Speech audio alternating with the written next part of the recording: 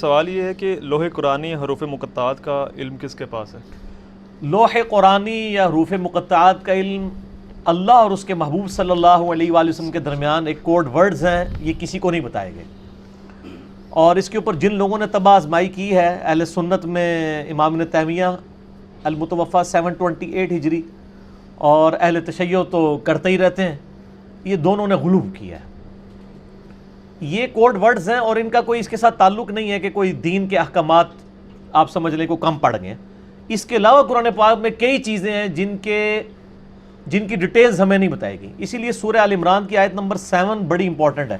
میں اکثر کوٹ کرتا ہوں کہ جس شخص نے قرآن کی آیات کو سمجھنا ہے اس کے لیے یہ بنیادی آیت سمجھنا ضروری ہے۔ اعوذ باللہ من الشیطان الرجیم، بسم اللہ الرحمن الرحیم۔ هو الذی انزل علیک الکتاب منہ آیات محکمات، اللہ ہے وہ جس نے تم پر اے نبی صلی اللہ علیہ وآلہ وسلم یہ قرآن نازل کیا جس کی کچھ آیات جو ہیں وہ محکمات ہیں، محکم ہیں، حکمیاں۔ کیا؟ نماز پڑھو، روزہ رکھو، ماں باپ کی نافرمانی نہ کرو، زنا سے بچو، یہ حکمیاں جتنے بھی شریعت کے احکام۔ ہن ام الکتاب، اس قرآن کتاب کی ماں وہی آیات ہیں، اصل جڑ وہی ہیں جو احکامات سب کو سمجھ آ رہے ہیں۔ وَأُخَرُ مُتَشَابِهَاتِ، اور اس کے علاوہ کچھ متشابہات بھی ہیں جن میں تشبیہات دی گئی ہیں، ریزیمبلنس دی گئی ہیں۔ جیسے کہا گیا کہ جنت میں فروٹ ہوگا، حوریں ہوں گی۔ اب اس کی کوئی پکچر تو نہیں بنا سکتا یہاں پہ، صرف دنیا سے ریزیمبلنس دی گئی ہے۔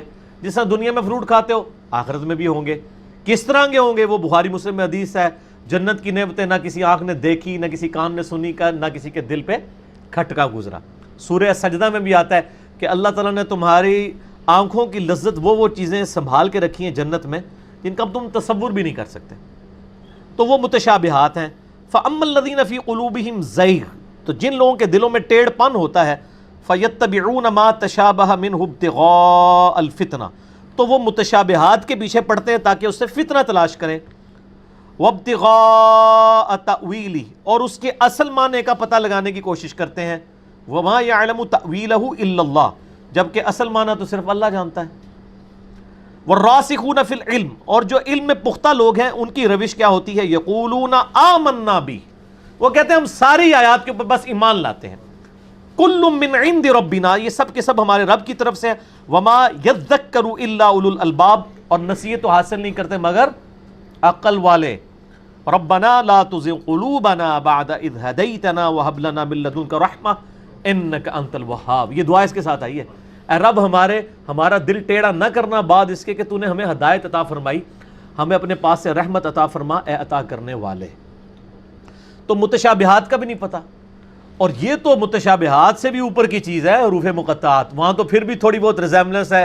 حوروں کا کنسیپٹ دیکھ کے بندہ دنیا کی عورتوں کے ساتھ ریزیمبلنس کر سکتا ہے، آخرت کی جنت کی جو نعمتیں ہیں، فروٹس ہیں، وہ دنیا میں بھی انور ٹور یا چونسا آم کھا کے بندہ تھوڑا بہت تصور تو کر سکتا ہے، ان ریزیمبلنس والی چیزیں۔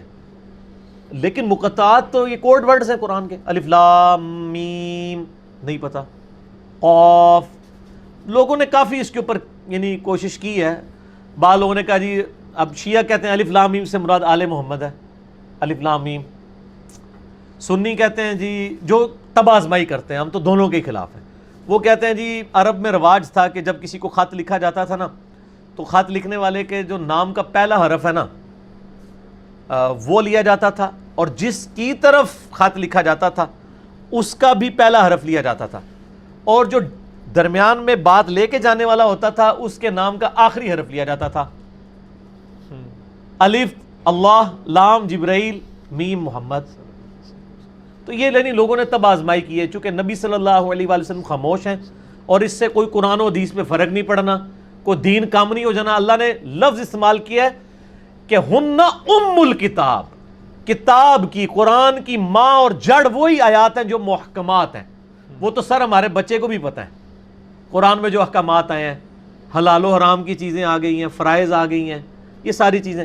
تو لہٰذا یہ مقطعات کا علم کسی کے پاس نہیں۔ باقی یہ لوح قرآنی لوگوں نے وہ کاروبار میں برکت کے لیے بھی لٹکائے ہوئے ہوتے ہیں، دکانوں کے اوپر تعویذات بنا کے گلے میں لٹکائے ہوتے ہیں، اس کے تو آج کل کارڈ بھی ملتے ہیں، جیب میں پاکٹ میں آپ پرس میں رکھ لیں، سر کوئی فرق نہیں پڑنا، کچھ نہیں فرق پڑنا جب تک آپ یعنی تعلیمات پہ قرآن و حدیث کی عمل نہیں کرتے، کوئی فرق نہیں پڑنا ان چیزوں سے، ٹھیک ہو گیا؟